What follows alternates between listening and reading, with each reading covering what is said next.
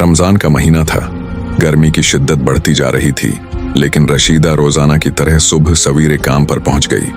वो एक बीवा औरत थी, 3 छोटे बच्चों की माँ। शौहर के गुजर जाने के बाद जिंदगी का बोझ उसके कंधों पर आन पड़ा था।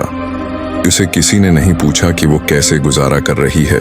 बस सबको यही लगता था कि जैसे नौकरी है तो सब ठीक ही होगा।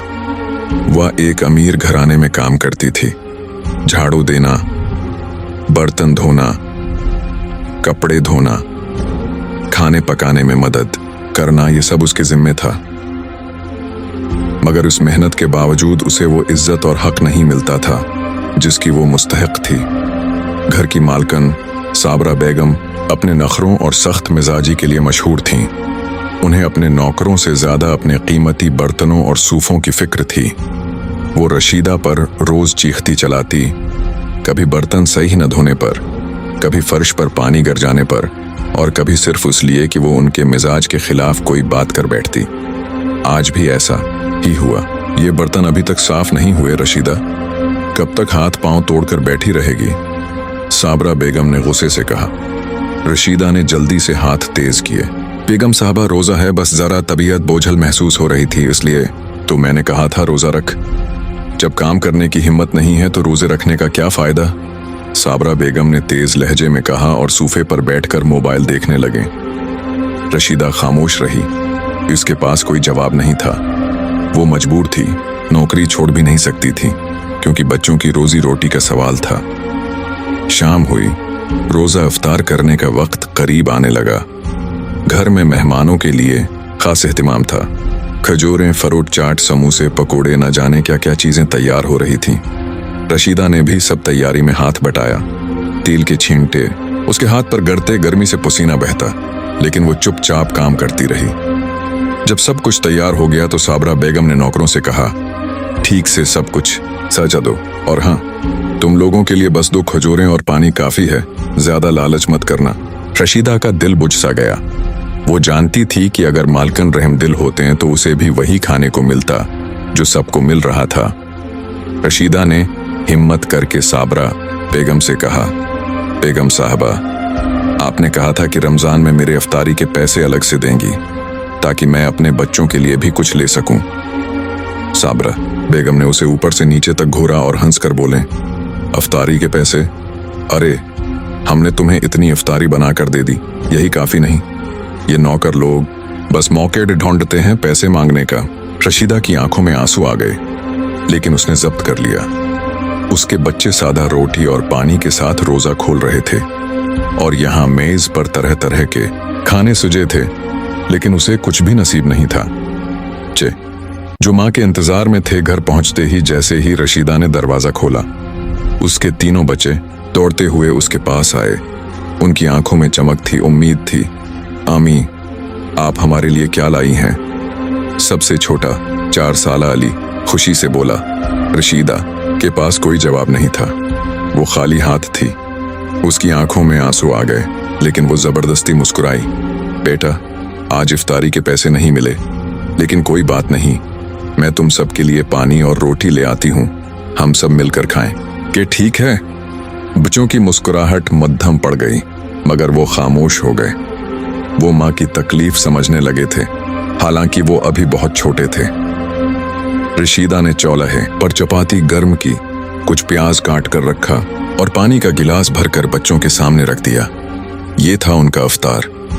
जब बच्चों ने खाना शुरू किया तो रशीदा खामोशी से एक तरफ बैठकर उन्हें देखने लगी। उसके आंसू उसकी पलकों पर झलक रहे थे, मगर वो उन्हें पूछ रही थी, अल्लाह देख रहा है, वो सबसे बड़ा हिसाब लेने वाला है। उसने दिल में सोचा और अल्लाह से दुआ की कि उसके बच्चों को कभी ऐसी भूख और तकलीफ न देखनी पड़े। रशीदा की आजमाइशों के दिन जैसे तैसे गुजर रहे थे। वो दिन भर अमीरों के घरों में झाड़ू पोंछा करती, बर्तन धोती, मगर उसके अपने बच्चे अक्सर भूखे सो जाते। उसकी सबसे बड़ी बेटी ज़ैनब जवान हो रही थी। वो एक समझदार और नेक दिल लड़की थी, जो अपनी माँ का हर मुमकिन साथ देती। गुर्बत की वजह से वो पढ़ नहीं सकी, मगर वो जंगल से लकड़ियां काट कर बेचती ताकि अपनी माँ का बोझ बांट सके। एक दिन का वाकया है कि ज़ैनब हस्बे मामूल जंगल में लकड़ियां काट रही थी। कि अचानक उसने घोड़ों के टापों की आवाज सुनी। जब उसने पलटकर देखा तो एक खूबसूरत और वजीहा शहजादा अपने शिकार के दस्ते से बिछड़कर जंगल में भटक चुका था। ए लड़की, क्या तुम मुझे ये बता सकती हो कि महल का रास्ता किस तरफ है? शहजादे ने घोड़े पर बैठे बैठे पूछा।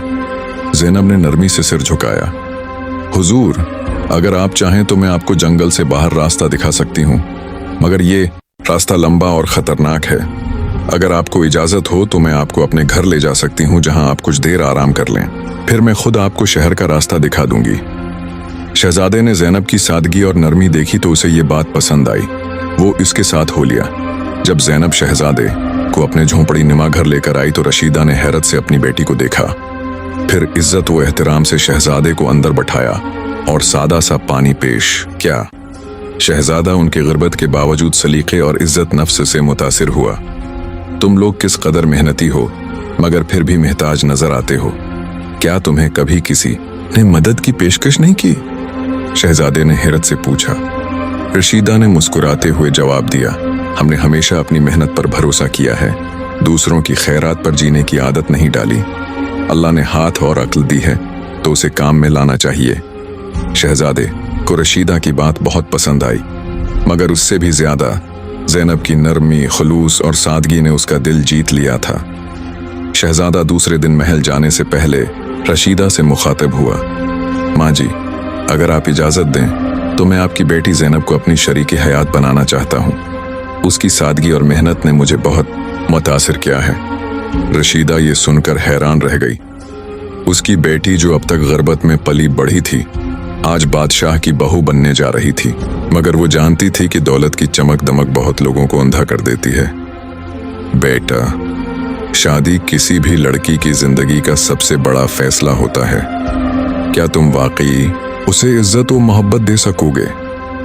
कसम है मेरी सल्तनत की, मैं ज़ैनब को दुनिया की सबसे खुशकिस्मत लड़की बना दूंगा, शहजादे ने कहा। रशीदा ने अल्लाह का नाम ले कर ये रिश्ता कबूल कर लिया और कुछ दिनों बाद धूमधाम से ज़ैनब की शादी महल में हो गई। शादी के बाद जब ज़ैनब मलका बनी तो शहजादा अपनी सास और सालियों को भी महल में ले जाना चाहता था ताकि वो भी ऐश व आराम की जिंदगी गुजार सकें। माँ जी, अब आप महल में रहेंगी, आपको अब मेहनत करने की जरूरत नहीं। आप मेरी माँ हैं, ये सब आपका भी हक है, शहजादे ने कहा। मगर रशीदा ने नरमी से इनकार कर दिया। बेटा, मुझे दूसरों की कमाई पर पलने की आदत नहीं। मैंने सारी जिंदगी मेहनत की है और आगे भी करती रहूंगी। बादशाह को यह सुनकर बहुत ताज्जुब हुआ और उसने रशीदा की खुददारी को सलाम पेश किया। उसने रशीदा को महल में कालीन बनने और कढ़ाई का काम सौंप दिया ताकि वो अपनी मेहनत से इज्जत की कमाई कमा सके। वक्त गुजरता गया। रशीदा और उसकी बाकी बेटियों ने कढ़ाई और कालीन बनने का काम सीख लिया और इस फन में महारत हासिल कर ली। देखते ही देखते उनके बनाए हुए कालीन पूरे मुल्क में मशहूर हो गए और वो मेहनत के जरिए दौलतमंद बन गए। ज़ैनब मलका बन गई। रशीदा और उसकी बाकी बेटियों ने अपनी मेहनत से इज्जत और दौलत कमाई और सब खुशहाल जिंदगी गुजारने लगे। यह कहानी हमें सिखाती है कि सच्ची दौलत दूसरों की खैरात से नहीं बल्कि अपनी मेहनत और दयानतदारी से हासिल होती है।